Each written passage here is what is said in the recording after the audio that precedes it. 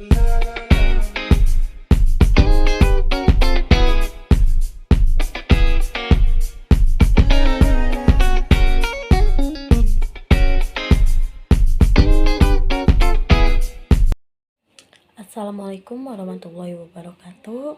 Perkenalkan, nama saya Rika Rahayu. Saya dari Program Studi Pendidikan Guru Sekolah Dasar Universitas Nusa Putra Sukabumi tahun 2019. Di sini saya sedikit akan menjelaskan tentang analisis uji T, uji F, dan uji R2 dengan menggunakan aplikasi SPSS. Kita langsung saja masuk kepada penjelasan berikut ini. Kemudian kita lanjut kepada di sini saya akan menjelaskan tentang data yang sudah saya buat mengenai analisis pengaplikasian uji T, uji R, dan uji F dengan menggunakan SPSS. Di sini saya memiliki data yang terdiri dari 3 variabel. Yang pertama, motivasi atau variabel X1, yang kedua minat atau variabel X2, yang ketiga prestasi atau variabel Y. Nah, di sini saya memiliki jumlah data dengan 12 jumlah data. Kemudian kita masuk pada aplikasi SPSS. Nah, di sini kita masuk dalam variabel view.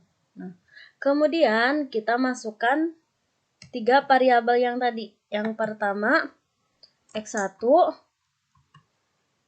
di enter, yang kedua X2 di enter, yang ketiga Y, kita enter kembali. Kemudian kita masukkan label yang tadi. Labelnya itu ada motivasi, minat, dan prestasi. Yang pertama motivasi, yang kedua ada minat,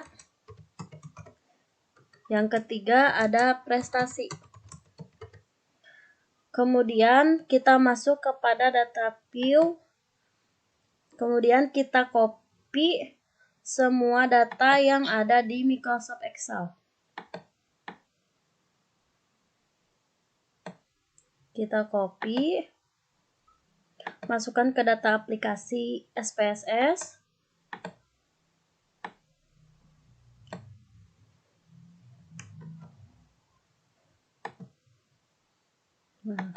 Nah, hasilnya akan seperti ini. Kemudian kita masuk pada analisis data, kemudian masuk ke regression, kemudian kita masuk ke linear. Kemudian kita masukkan prestasi atau variabel Y kepada dependent dan variabel motivasi atau X1 kepada independent.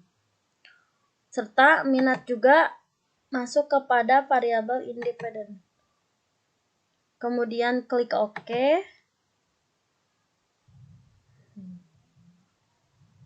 Ini hasil dari SPSS-nya. Kemudian, adapun dasar pengambilan keputusan A. Uji T. 1.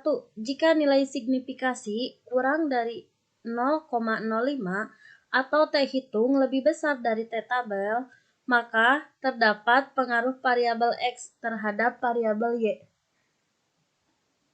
2.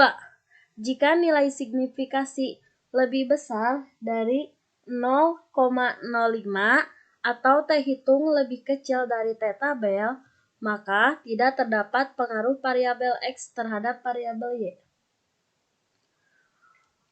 T tabel sama dengan T dalam kurung A dibagi 2 dibagi N dikurangi K dikurangi 1. T dalam kurung 0,05 dibagi 2 dibagi 12 dikurangi 2 dikurangi 1. Jadi T dalam kurung 0,025 berbanding 9. Nah, jadi hasilnya 2,262. Kemudian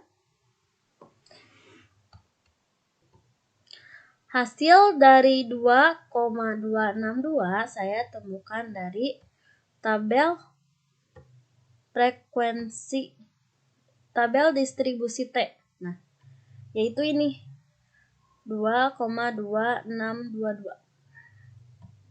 Kemudian B. Uji F. 1. Jika nilai signifikasi kurang dari 0,05 atau F hitung lebih besar dari F tabel, maka terdapat pengaruh variabel X secara simultan terhadap variabel Y. Kedua, jika nilai signifikasi lebih besar dari 0,05 atau F hitung lebih kecil dari F tabel, maka tidak terdapat pengaruh variabel X secara simultan terhadap variabel Y.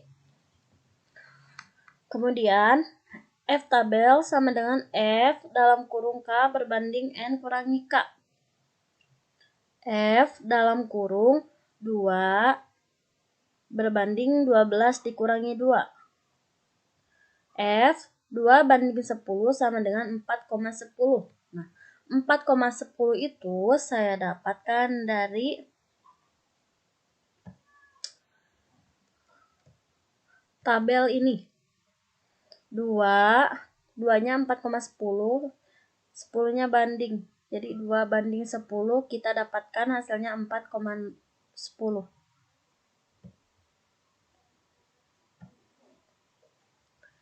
Kemudian pengujian hipotesis H1 dan H2 dengan uji T.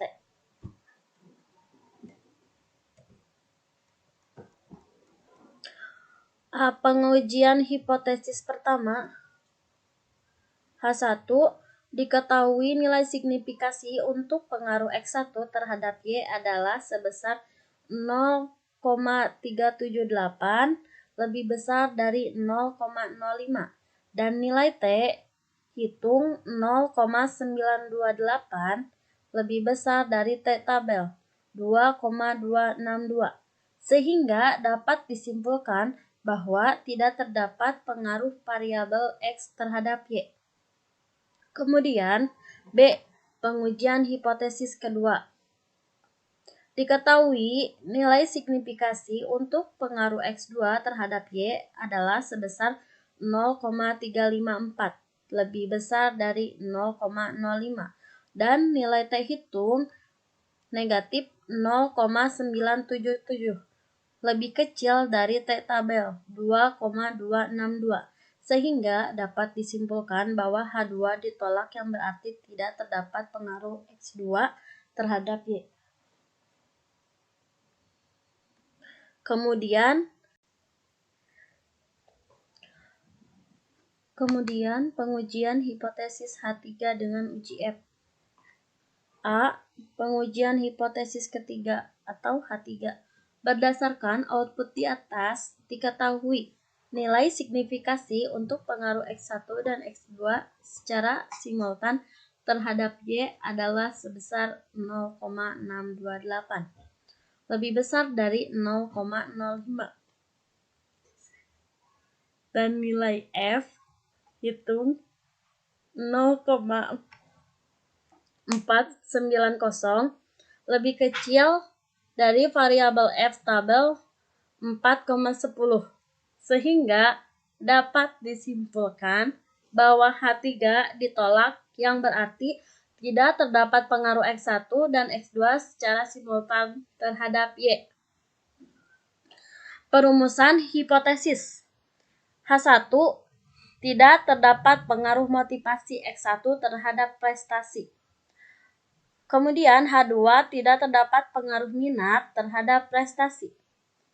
Yang terakhir, tidak terdapat pengaruh motivasi dan minat secara simultan terhadap prestasi. Kemudian yang terakhir, koefisien determinasi atau R2. Berdasarkan output di atas, diketahui nilai R square sebesar 0,098. Hal ini mengandung arti bahwa pengaruh variabel X1 dan X2 secara simultan terhadap variabel Y adalah sebesar 9,8%.